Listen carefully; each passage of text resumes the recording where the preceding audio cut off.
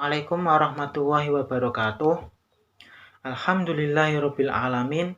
Wa bihi nasta'in wala umuri dunya waddin. Wassalatu wassalamu ala asrofil anbiya'i wal mursalin wa ala alihi wa sahbihi ajmain amma ba'du. Yang terhormat Ibu Mu'alamatul Musawwamah MSI sebagai dosen pengampu mata kuliah materi dan pembelajaran fikih MTS MA dan semua teman-teman PAIA semester 5 yang saya hormati pula. Kami dari kelompok 4 ingin memaparkan materi kami yang bertemakan strategi pembelajaran aktif fikih MTS MA.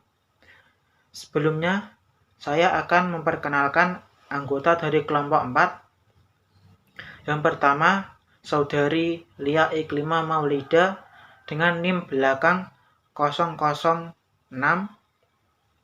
Yang kedua, saya sendiri Muhammad Miftahul Huda dengan NIM belakang 021.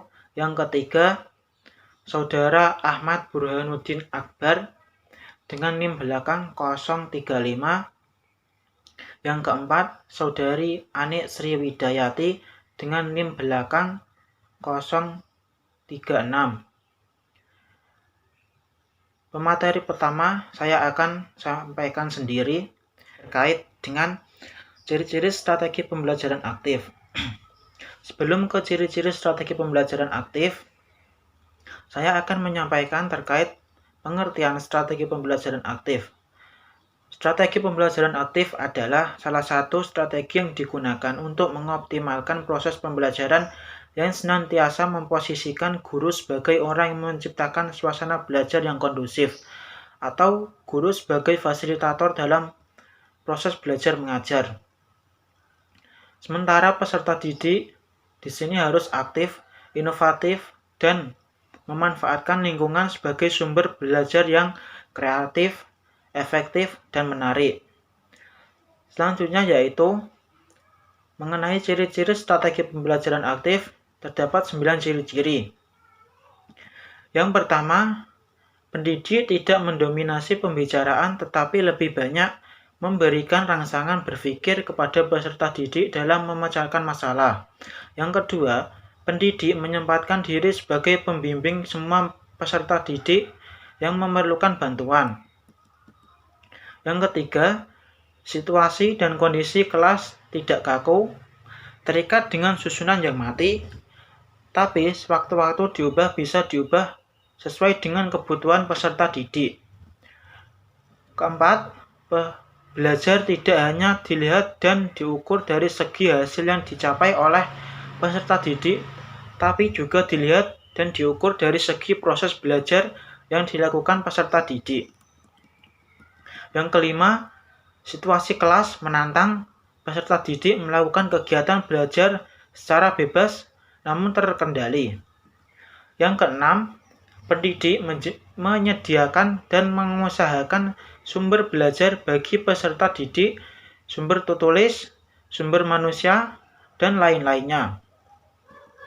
Yang ketujuh, pendidik senantiasa menghargai pendapat peserta didik terlepas dari benar atau salahnya. Bahkan pendidik harus mendorong peserta didik agar selalu mengajukan pendapatnya secara bebas.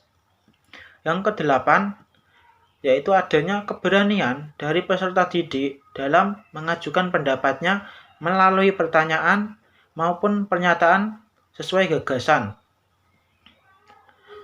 Yang kesembilan, atau yang terakhir, yaitu terdapat kegiatan belajar peserta didik yang bervariasi. Sekian pemaparan materi saya. Selanjutnya akan disampaikan oleh Saudara Ahmad Burhanuddin Akbar. Waktu dan tempat saya persilakan. Assalamualaikum warahmatullahi wabarakatuh. Perkenalkan, nama saya Ahmad Burhanuddin Akbar, NIM 35.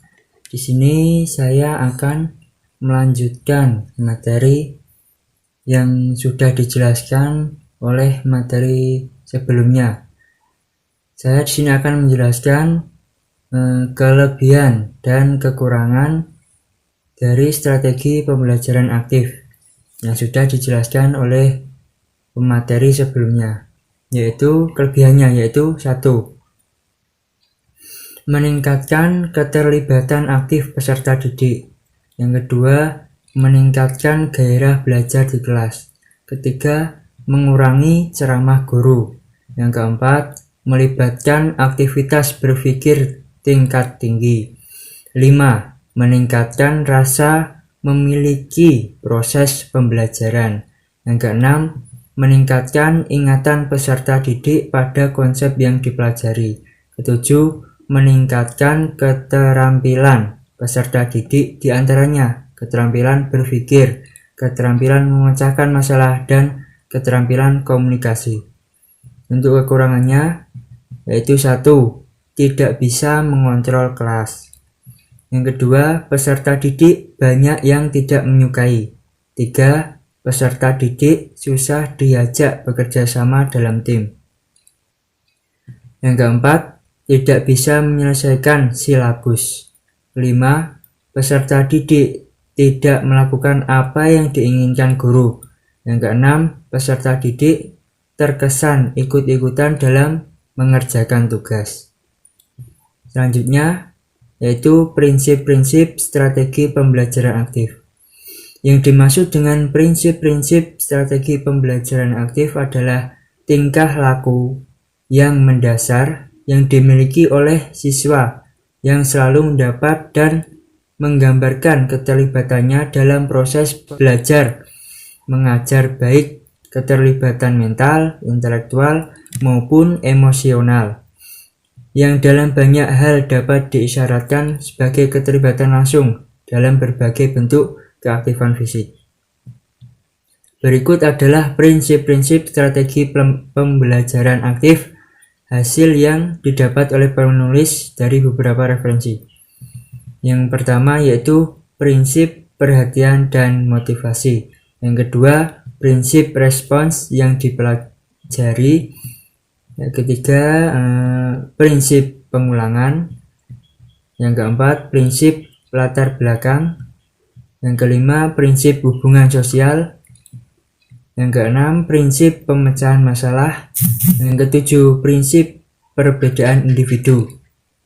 Terima kasih. Saya persilahkan kepada materi selanjutnya. Selanjutnya, materi yang ketiga, yakni tentang jenis strategi belajar aktif model Jigsaw Learning.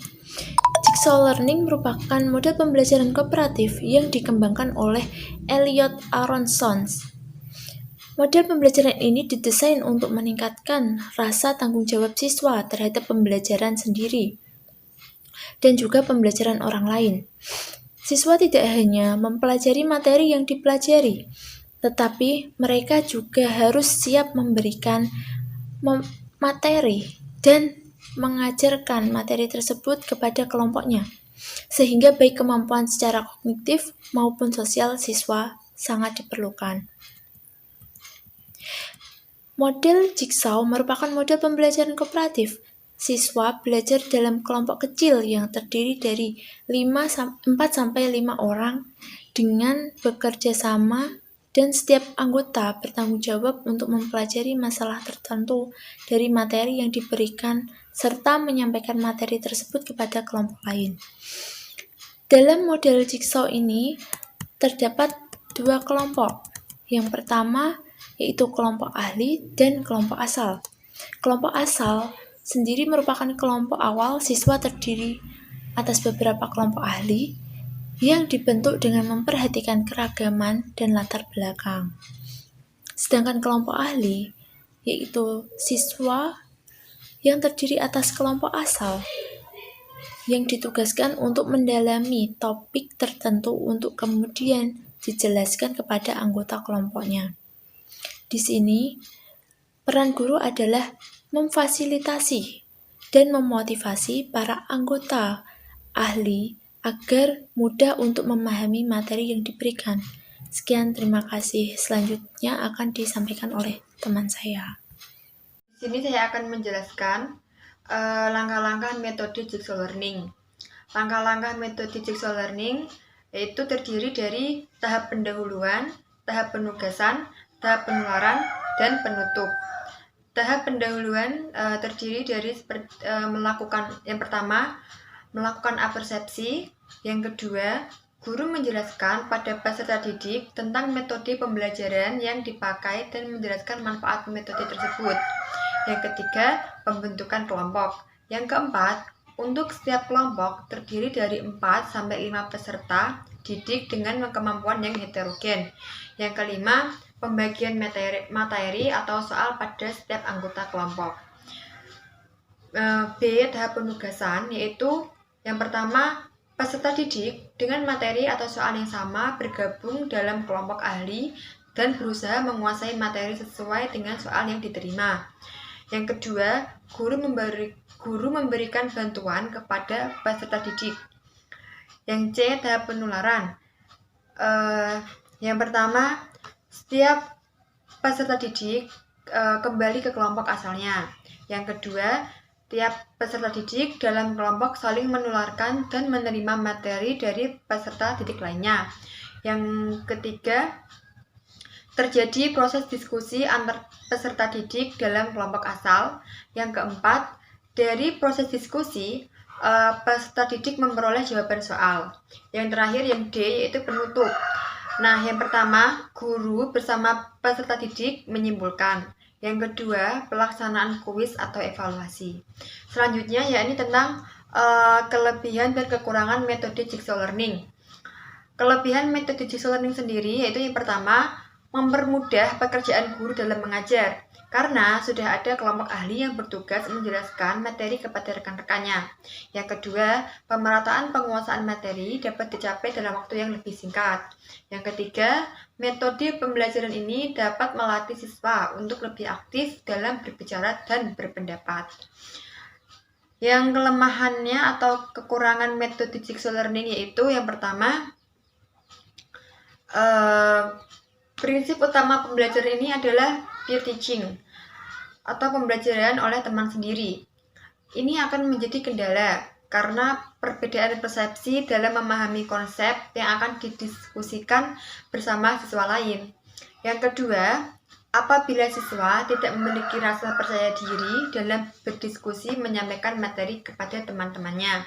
Yang ketiga, rekod siswa tentang nilai, kepribadian, perhatian siswa harus sudah dimiliki oleh guru, dan biasanya butuh waktu yang sangat lama untuk mengenal tipe-tipe siswa dalam kelas tersebut. Yang keempat, butuh waktu yang cukup dan persiapan yang matang sebelum model pembelajaran ini dapat berjalan dengan baik. Nah, yang kelima, aplikasi metode ini pada kelas yang lebih besar, lebih dari 40 siswa, sangatlah sulit. Selanjutnya, contoh penerapan strategi pembelajaran aktif tipe Jigsaw Learning. Yang pertama yaitu menyampaikan dan mempersiapkan siswa. Yang kedua, mendemonstrasikan pengetahuan dan keterampilan. Yang ketiga, membimbing pelatihan. Dan yang keempat yaitu mengecek pemahaman dan memberikan umpan balik. Yang kelima, memberikan kesempatan untuk pelatihan lanjutan dan penerapan. Sekian dari kelompok kami. Terima kasih. Wassalamualaikum warahmatullahi wabarakatuh.